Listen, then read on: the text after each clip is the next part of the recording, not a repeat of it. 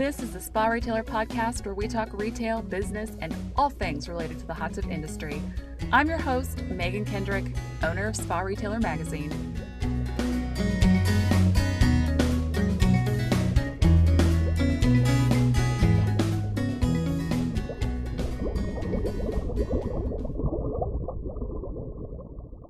Today on the SpaRetailer Podcast, I have Harrison and Nick Dale from the Cover and Supply Company. They are brothers and co-owners of a new hot tub cover manufacturing operation. So welcome to the podcast today. Yeah, thanks for having us. Yep, thanks for having us.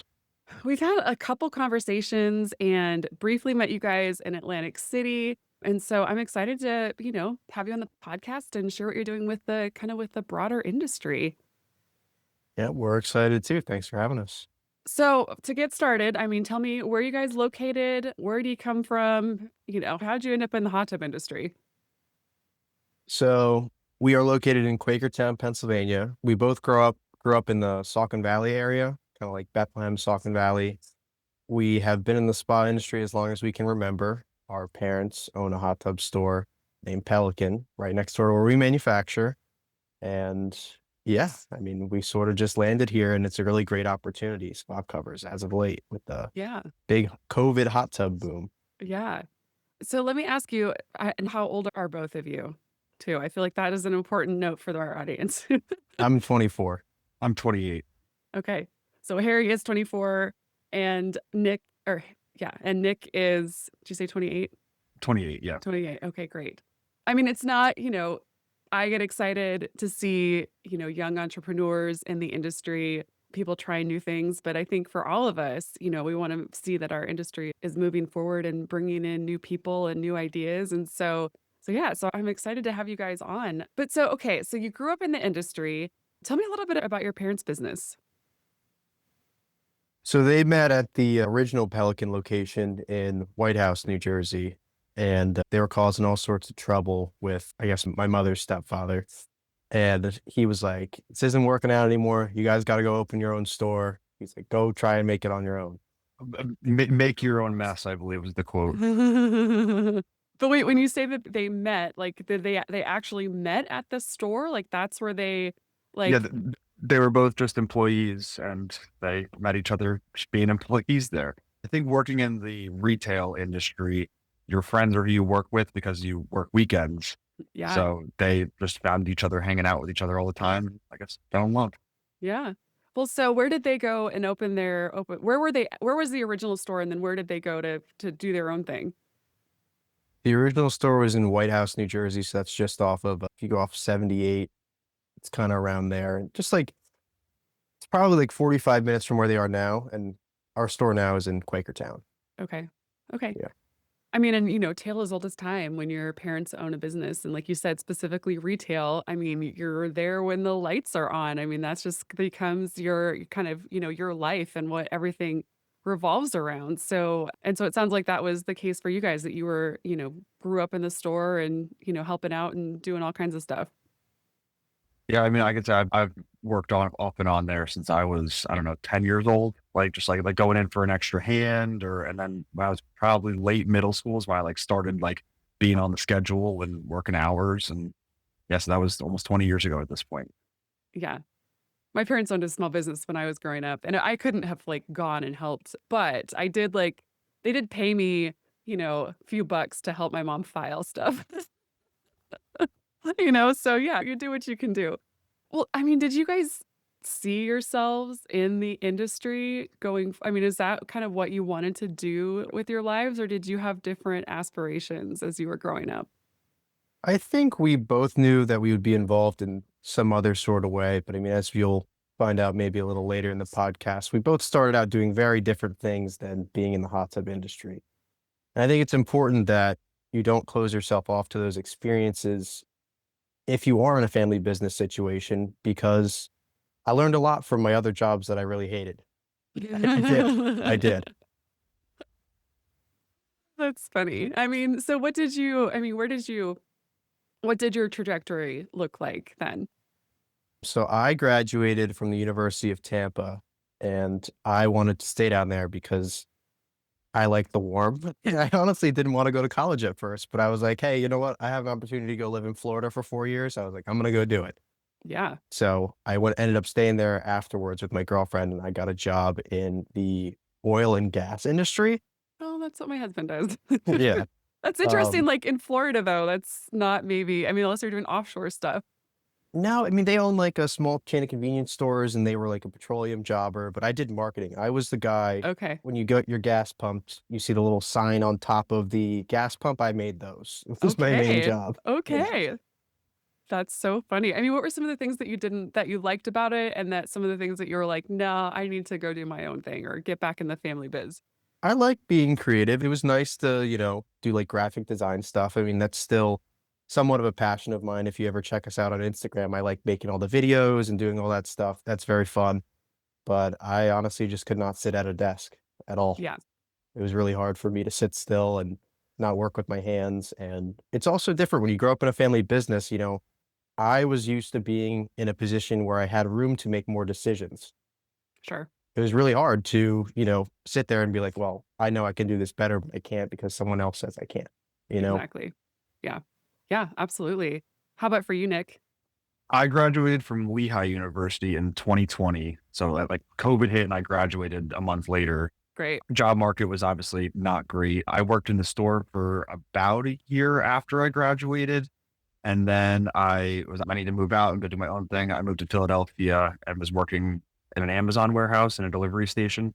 I was a floor manager there. It was overnight and I was living in the city and it Yeah. was a lot, but it taught me a lot that I still use today. Like Harry said, it taught me a lot about what I didn't like.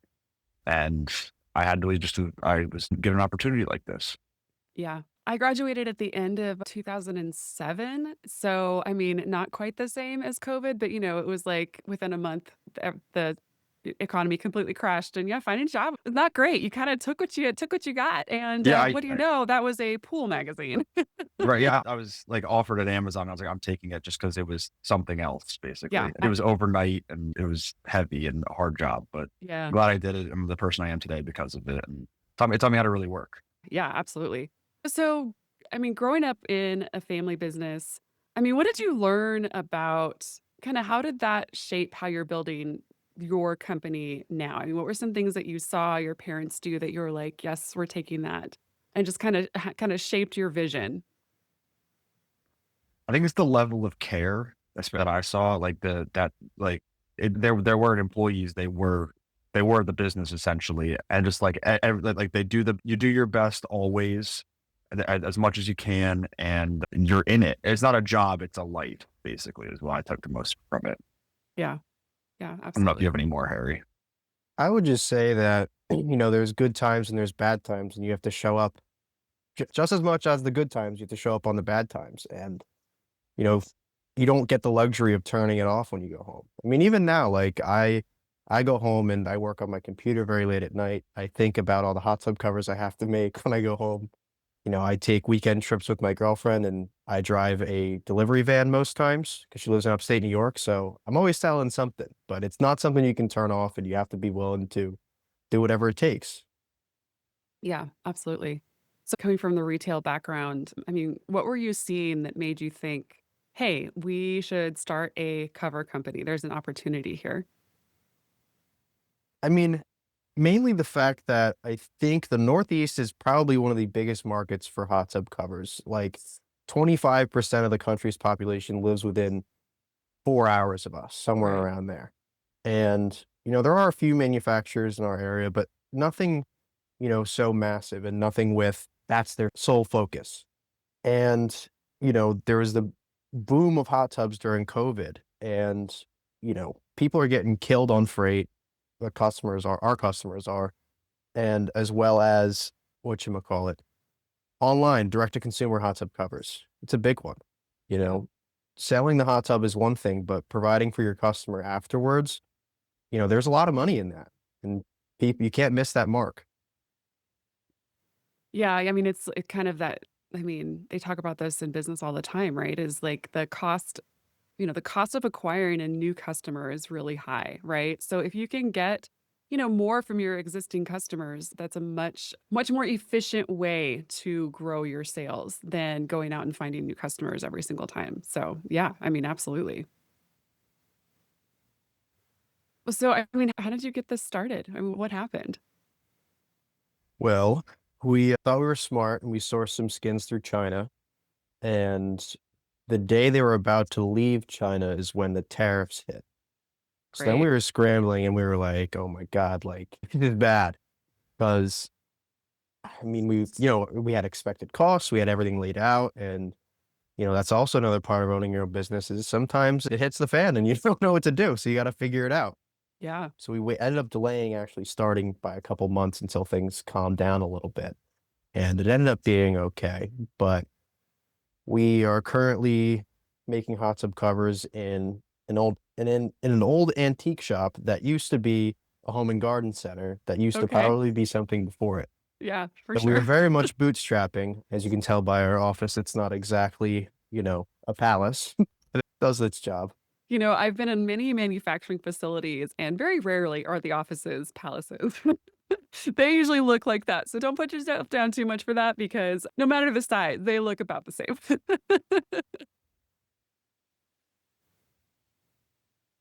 Yeah, ordering from China was, an experience in itself because we figured out that, while it's great for some things, it's not great for other things. Yeah, Like, we started with a certain amount of sizes, so that's all we had to work with at first. And there's a lot of different hot tubs out there, a lot, which I wish it was a little bit easier, but they really make you work for those dimensions too. If you don't have access to know what a quarter radius is, that's held very close to the chest by a lot of people. sure. That's crazy. I mean, yeah, I mean, it makes sense, but you're right. I mean, every manufacturer, every mold's just a little different and just enough to make your life difficult, I imagine. So, I mean, you said you're next door to the store. I mean, what kind of role did your parents play, I mean, in helping you get this started? Obviously, the initial investment was big, but on top of that, it's the contacts they've made. Like Pelican's been in business for 30 years, so they know a lot of people in the industry, and that kind of just like it got us some information for where to start and the sizes we did bring in originally for some of our newer customers. Like I think the owner of one of our customers worked for us at one point, and like it's mostly just the industry knowledge that we did not have and still don't have a lot of the time. Yeah, yeah, absolutely. And so you guys are making the covers in your factory. Obviously, you said you're bringing skins in. So you're not sewing the hot tub cover, which I mean, goodness gracious, that is a job. That is a task. So what all are you guys doing in your facility? So we cut the foam. So I do most of the technical drawing. Nick kind of runs the inside part where he seals them and we both stuff them. Okay. Uh, Okay. So Yeah. you are actually doing it. Yeah. We're actually doing everything that involved with this at this point. Yeah. Everything from this podcast to the sales trips we've been on to actually stuffing the cover for our end customer. Yeah. And then delivering them as well, right? Yeah, we have a box truck and we have a van. So, I mean, you'll catch us most days. One of us will stay here and do some work, and the other one will drive out. We take turns driving. It's actually pretty interesting because, I think a lot of our customers really love that it's one point of contact for almost everything, and I don't really do cold calling. I'll go and physically drive to the different stores. I mean, honestly, out of everybody I know, I mean, in the industry, I've probably been to more hot tub stores than most people in the last 6 months. I've probably been to about 75 to 80, Okay. somewhere around there. Yeah. So you're not And cold calling, you're cold visiting. yeah, I mean, Paul, if you ask for an appointment, everyone's going to say, I'm busy, I don't have time. So you Sure. just got to go in and hope that they have time. That's amazing. I mean, what is that like? I mean, you guys have been in a store. I mean, you know how busy it gets. I mean, how do you approach that so that you get that, at least their attention for a little while?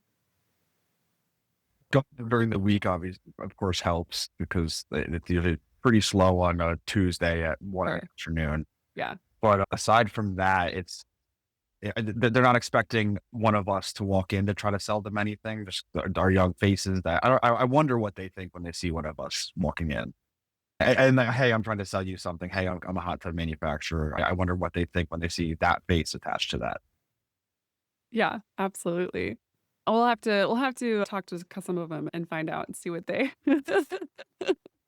But at the same time, I mean, like, you're also going like, you are a small business going to visit other small businesses, and so, I mean, I think that there is something to that where, as a business owner, like, you know how hard that is, and you know how kind of scary that is in a way, and so I think that most people are probably not hardened enough yet to the fact that, like, they remember those early days and what it was like and, fighting for every single customer. I mean, that's still the case, right? So so I imagine that there's some, like it probably warms their heart a little bit, you know?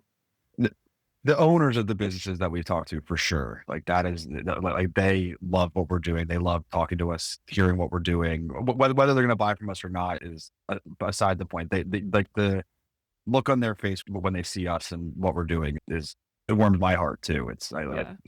but when you get like the buyer, for example, they're more hardened, and but like you said, the owner is a little bit softer towards our cause, if you will. Yeah, no, they get it. They get it. You definitely have to go in and do it quickly. I think once they realize that you're not like, I mean, I always say, I'm like, listen, like I do this with my brother, like we don't have a team of 100 people behind me. Like they kind of disarms them a little bit and they're like, okay, like I'll hear you out. Yeah.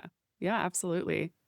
And I mean, and honestly, like you're solving a problem for them. I mean, hot tub covers are, big and bulky and they are not cheap to ship. And there's not a lot of options in your area. I mean, for the most part, these covers have to travel a long way. And I imagine they're pretty expensive to get there by the time they actually land in the store. Depending on who you're buying from and where it's coming from, we estimate that it's anywhere from 30 to $100 a cover in some cases I've seen, because there is also the cases where there's, smaller hot tub stores and they may only purchase 20 covers a year because that's all they Right. sell, Right. and they're not getting any sort of freight advantage from ordering, two a month or something like that. Yeah, absolutely.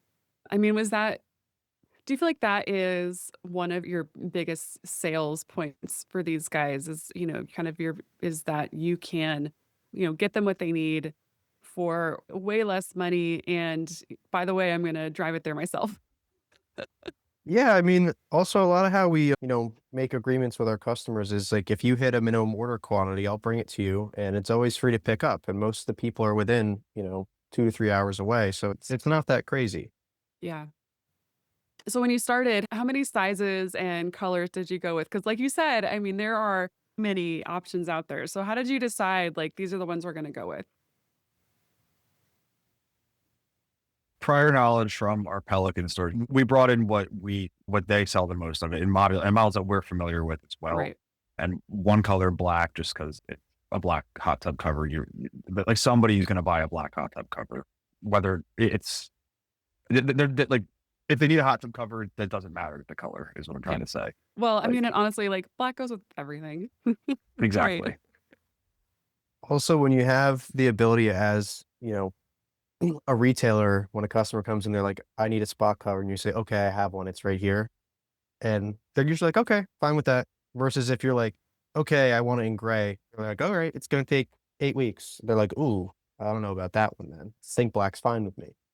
Yeah. Yeah, exactly. Exactly. I mean, what do you think has been the most surprising as you've, started this venture?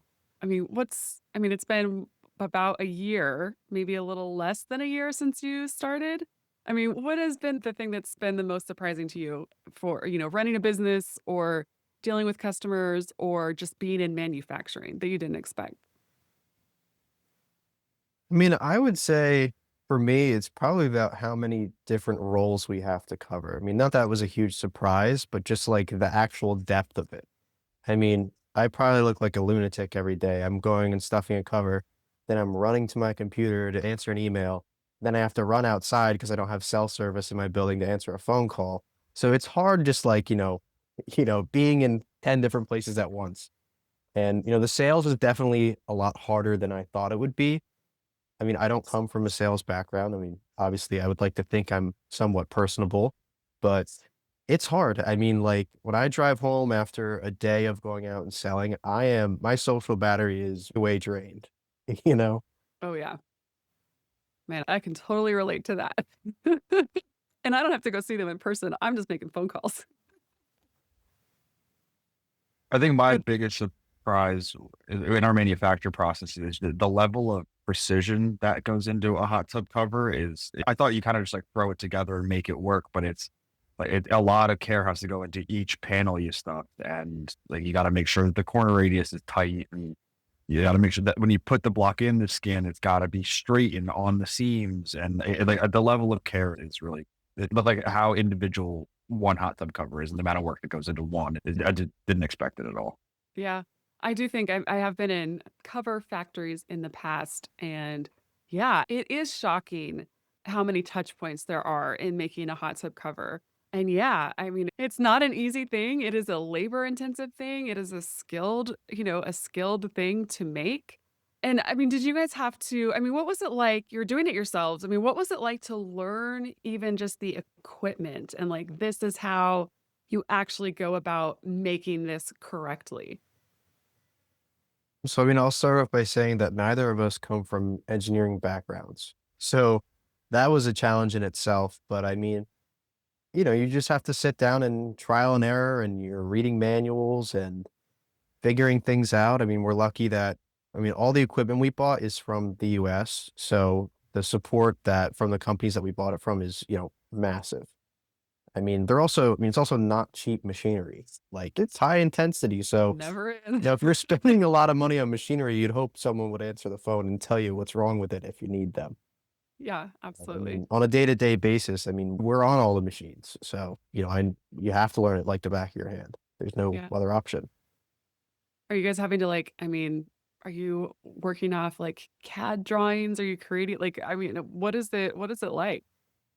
We draw our own stuff. I mean, Okay. we use a program called Corel, and you have to export it as a plotter file, and then you upload it to the machine. And, there's variances because when you cut foam, there's a burn. It burns off, I don't know, a fraction of an inch, and you have to account for that. And, the burn in the summer is different from the burn in the winter because of the heat difference. Like there's all sorts of things you learn. Yeah, man. And those, I mean, those are the kind of like nuances that I think are really interesting when it comes to manufacturing. And I think that the average consumer and even like, probably the average person running a hot tub store doesn't realize, right? Like you just don't think about these things. You just wanted to show up correct when you want it for a price that makes sense. Exactly. So it's, I mean, now that we're kind of on the manufacturing part of it, you had mentioned in previous conversations about kind of wanting to modernize the manufacturing and ordering, but staying lean. I mean, what are you thinking will be kind of the first thing you want to tackle once you're able to?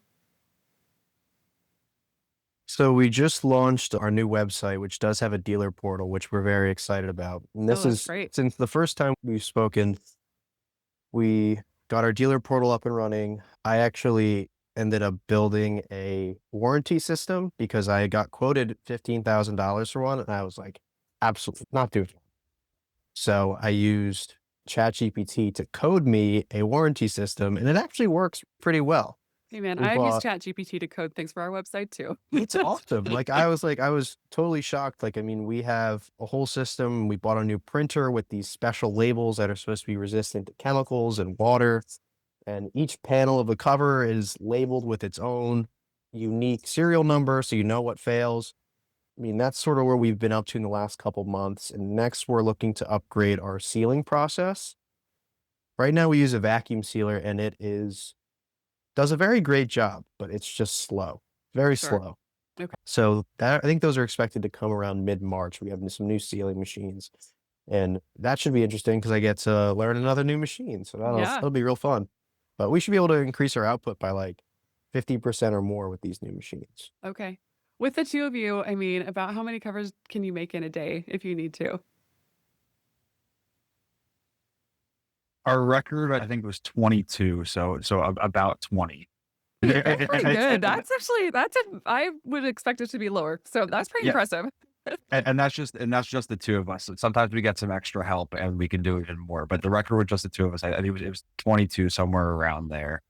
And are you like, I mean, are you sore at the end of the day, like physically? Very. I was gonna It, say, that sounds like a lot of physical work.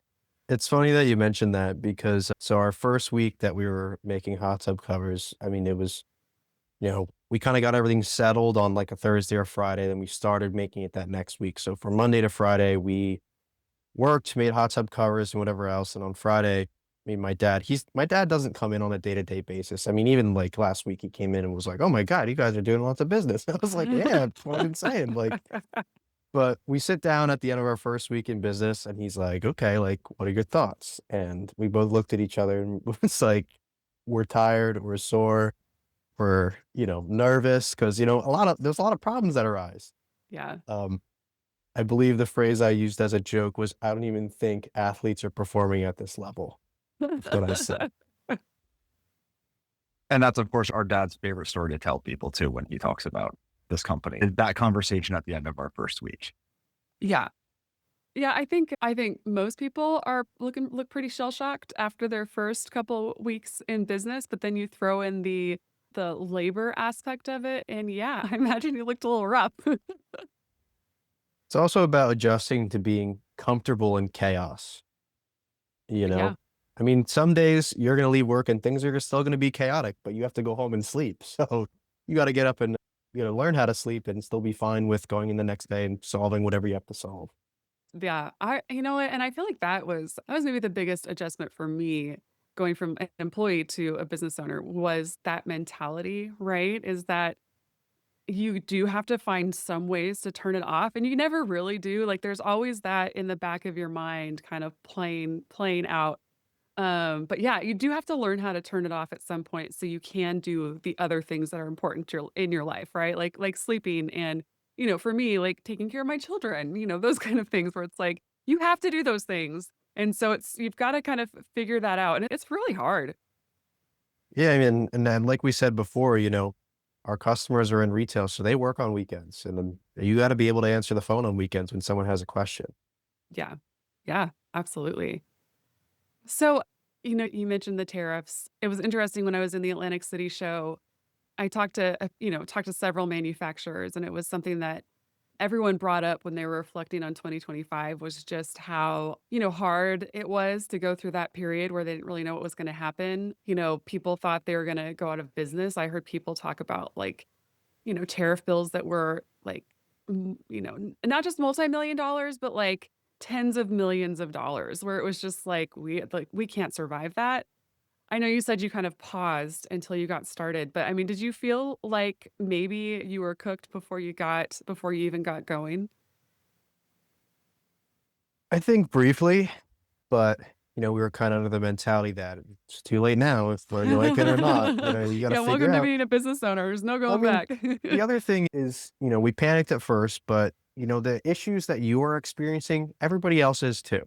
Yep. There's no one exempt from it, and there's no one that's, having a better time unless you're really making stuff in America. I mean, it's, overseas to America with these tariffs, it's around the same, maybe a little Yeah. bit cheaper still from China, but around the same. Yeah. I think the tariff situation that we faced, it was our first dose of the mentality we kind of have around here is figure it out no matter what. Like and you're gonna figure it out. It's not a matter of if, it's when you're gonna figure it out. And we did, and here we are. Yeah. And I think that's the difference between people who excel and, as business owners versus the people who don't or shouldn't be, run their own business is that I feel like number one, you have to be brave. And then number two, I mean, you just like that has to be your mentality. Like we are not going to fail. Like it's just not an option. And anything that comes up, it's like, well, yeah, we're gonna figure it out and fix it, no matter how painful it is and how difficult it is. And it just that has to be how you look at it. Cause otherwise you don't. I mean, you wouldn't survive because it's every day there is something else that you're faced with that it's like, okay, here's our new problem. And I think the thing too is that I think if that doesn't like kind of give you a little bit of life too, then you're in trouble. Like you do not that you want to have problems, but I think you have to enjoy solving problems. And like that has to be something that you, or at least like is interesting to you, I think, to be able to do it at all. Yeah, I mean, I feel like that's what makes it fun. That's what makes it worth it, is that constant, like the constant problem and solution. That's if it wasn't that, I'd be bored. Yeah. Yeah, no, I feel like if I wasn't learning something new every day, I agree, it would be boring. Like I probably drive my staff crazy because I'm always like looking to refine things and change things and make things more efficient.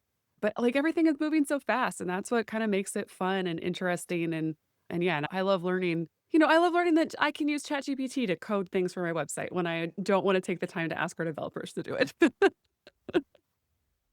You want something done now, so it's like, well, I'm going to figure it out. Yeah, right. Do it yourself, or have somebody else figure it out who isn't as invested in it as we are. Yeah. And so, and then like I was going on about the level of care before, it just adds to that. Speaking of the level of care, I mean, obviously at some point, hopefully you are not the ones doing every single touch point. I mean, what does kind of the growth map look for you guys? What are you guys hoping for the future of your company?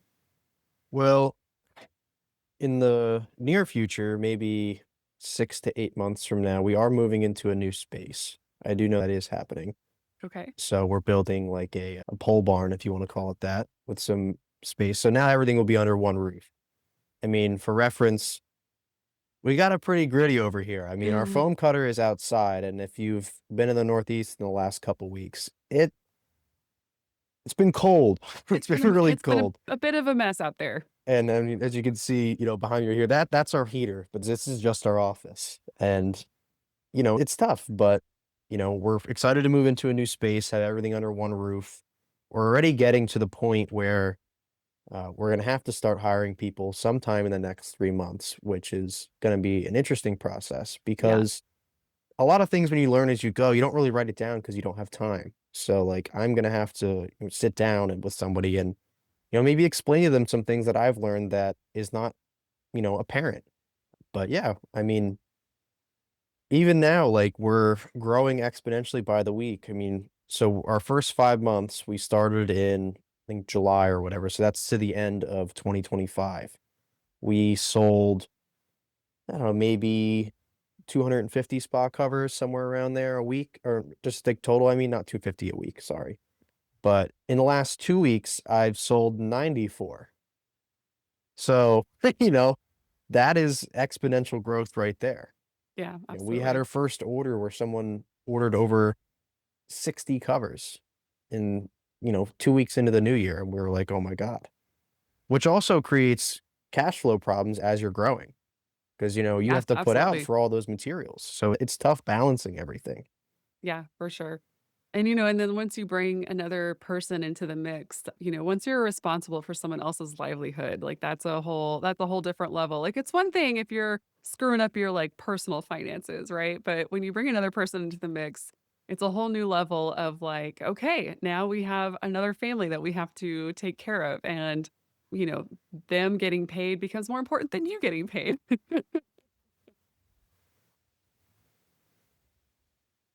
I mean, is there anything else that you think we should know about? I should have asked you guys, like, what area do you service and provide covers to at this point? Because it is regional, right?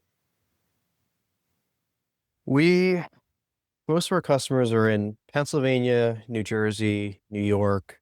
We have some in Delaware. I'm actually planning a trip to go out and sell in Maryland, but I mean, until we hit a certain volume, it's hard for us to expand beyond that Sure, because, who we are competing against, they have freight deals with everybody where it's still expensive, but it's way cheaper than we can get it for right now. sure. And for now, delivering ourselves works for us, but that's not always going to be the case. Yeah, for sure. So sorry, back to my previous question then. Is there anything else that you want people to know about what you're doing, about your company, about yourselves that we haven't touched on? I guess as a general statement, I'll say that we are extremely easy to work with. We try to make it as easy as we can to work to be able to work with other people and we definitely understand where people are coming from as, spa dealers. We aren't some, big company who doesn't care about who you are. I mean, my customers are, I'd like to think that I'm friends with most of them. I try to be friendly with most of them. I try to help them out where I can. Yeah. I think people appreciate that. Yeah, absolutely. All right. Well, are you ready for the Spa Retailer 5? All right, let's do it. So, do you remember your first sale? Either, when you were kids working in the retail store or your first sale as business owners. Let's talk about, I have a good one for our company now because we sold 4 artesian spa covers to a customer in New Jersey. And this was our first, I guess, outside sale, if you want to call it that. Yeah. And what we did was at that point, we weren't plastic wrapping finished covers because we were like, they're meant to be outside. It's fine. So as it turns out, a bunch of ants got in them Oh, and like laid eggs everywhere. It was disgusting. mm, Obviously, like it was our first sale, and we were like, oh, like hyped up. We got a little check. We were like, oh, let's go. And then it went disastrously. So, you got to figure out how things go. I mean, it's definitely a learning curve. oh yeah, man, that's tough. That's a knife to the heart. I'll never forget getting the text message when he texted me the picture. I said, "What is that?" I was like, he goes, "Those are ants." I said, "What?" Oh no. Yikes. Yeah. Yeah, that's a tough one. That's a tough one.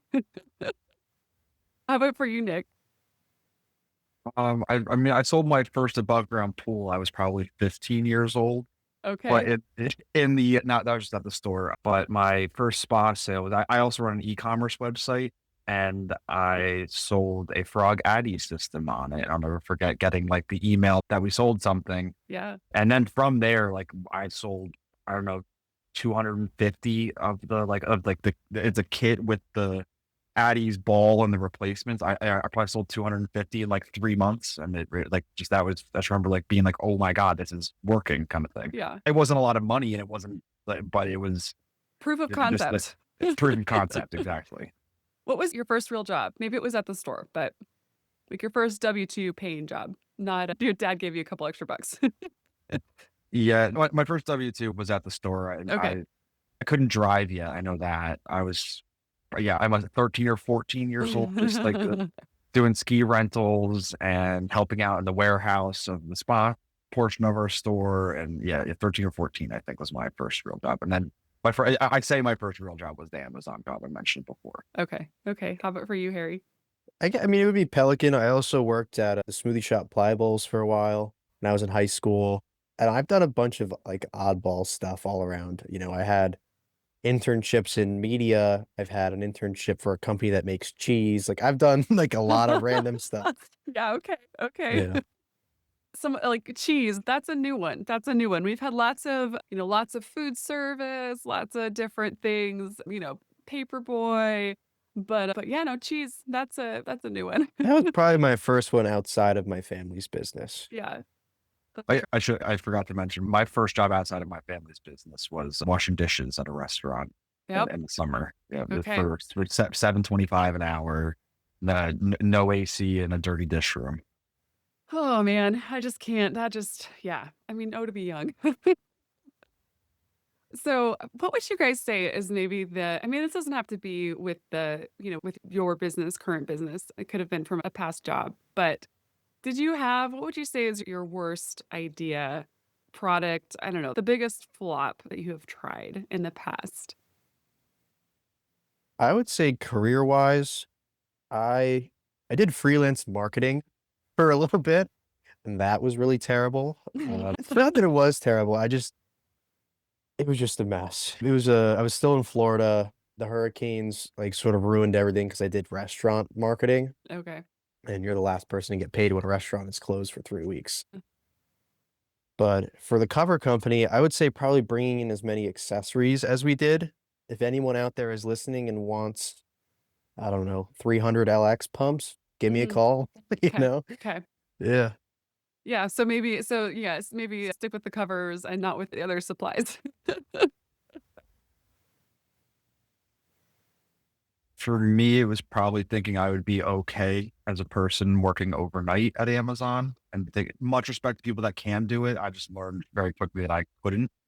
It just wasn't a lifestyle that I could feasibly do. It's Yeah. very hard. And like I said, much respect to them, and it just wasn't for me. Yeah. No, I could never do the overnight at all. So I hear you on that. Yeah, the 12 to midnight to noon was pretty tough. Oh man. Yeah. Cause then, oh yeah, not great. Not great. And I think like, I don't know.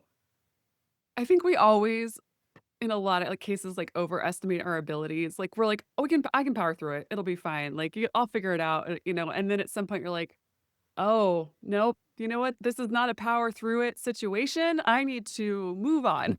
Yeah, it was only 4 days a week, and I thought I could live a normal life for the rest of the 3 days of Oh, the week, and it didn't work. yeah. No, that does sound pretty miserable. So what would you say is the best idea? I would say coming back and working with my family.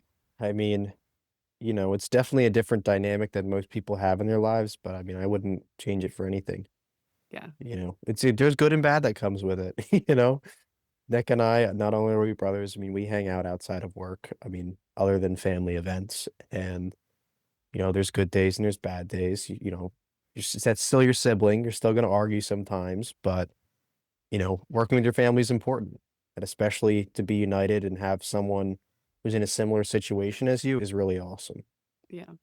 I feel like when you work with family, like, I mean, at least for me, I don't work with my family, but my fuse is a little shorter with my family than it would be with someone else. But I also get over things really fast too, right? Like it's like, because it's the same thing. It's like, it's kind of like being a business owner. It's like you can't fail, and it's like they're always going to be your family. So it's like you're gonna figure it out one way or the other, and eventually, hopefully you do. I've talked to a lot of family businesses in my day, and some of them are more dysfunctional than others. How about for you, Nick? Yeah, we really should say the same thing. It's all we've known is working in a small business, so Yeah. it was an easy choice to come back and work with family. Yeah. So do you have a favorite book or TV show, podcast, something that you either have learned a lot from or just, have really enjoyed? I know you guys have a lot of spare time right now for those kinds of things. I don't know. I mean, you can usually catch me. What I do is when I take a lunch, I usually watch something on my computer because helps me distract and shut my brain off for a second. Yep. So usually find me watching either It's Always Sunny in Philadelphia or The Sopranos has been in rotation lately. Okay. But podcasts, I don't know. I haven't been listening to many lately. It's Yeah. hard to keep focused sometimes when I'm listening to other voices, but yeah. Yeah. I go through phases too. I'll go through phases where it's like I'm more into books, or then I'm like more into podcasts, and then more into like TV shows, or, it rotates depending on what's going on in the rest of my life. I'd say my favorite book is The Outsiders. I read it in the 8th grade. Okay. So 8th grade Yeah. English. Yeah. It's always just loved that book forever and ever since. I'm on the sewing machine a lot, and it's a one-man job. So I listen to a lot of podcasts when I'm doing that. I listen to a lot of Yeah. Pardon My Take, a lot of Joe Rogan, that kind of stuff. Anything just put in my ears. One as an ear protection from the vacuum, and two to keep me somewhat entertained while I'm doing it, because it's shoving foam in a bag and then vacuum sealing it. Yeah. Yeah. No, that's great. That's what I'd be doing too. It's funny because it's like, yes, it's good to have those things, but then also like I do the same. It like if I need to turn off the work noise in my brain, I will listen to a book or a podcast because I mean, I'm not sure it will distract me for a while, right? Yeah, yeah. It makes it so I'm not in my own head on the sewing machine, like just thinking about what's in my brain. It kind of forces me to think about something else while I'm doing the categorically mundane task, Yeah. and over again then too. Yeah. Would you say, I mean, has that been a hard thing to adjust to? I mean, there is we talked about earlier, there is the like every day there's a new problem to solve, but also like, yeah, you're doing some like of these tasks over and over again. Was that kind of hard to adjust to as well? Hard to adjust to for sure, but the finding the best practices for them has been fun for me, at least. Like Yeah. figuring out that like the seat channel needs to go on this side of the bag because it makes it easier to push across the table then. And to tape the bag this way so it fits more uniform in the skin. And I have a lot of fun finding those like little teeny tiny best practices. Yeah. Oh man, I that is the reason why I find manufacturing so interesting is that I love that kind of stuff where it's like, oh, we moved this thing over 2 inches and it saved us 10 minutes per product or whatever. Like that kind of stuff just fascinates me. And then I bring it into my own life, like when I'm folding laundry. It's like, okay, how can I do this with as few touches as possible? Yeah, So exactly. Like a lot of my schooling was based on like manufacturing processes and making them as efficient as possible. And Kaizen is something I live by not only in business, but and in my everyday life. It's just that getting a little bit better every time yeah, is huge to me. yeah. No, I love that. I just think it's so interesting and I love hearing about those things.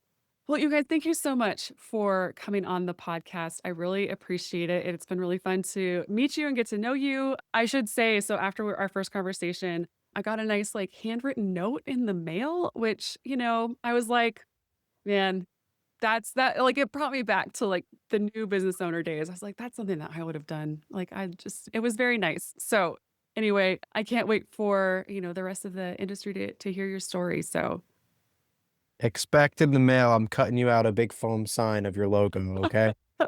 I always send people those letters and I send them foam cutouts of their logo with any spare foam I have. oh, that's awesome. I would love to see that. Well, that's great. Thank you guys so much and enjoy the rest of your day. Thanks, you too. Yeah. Have a good one. Thank you. Bye.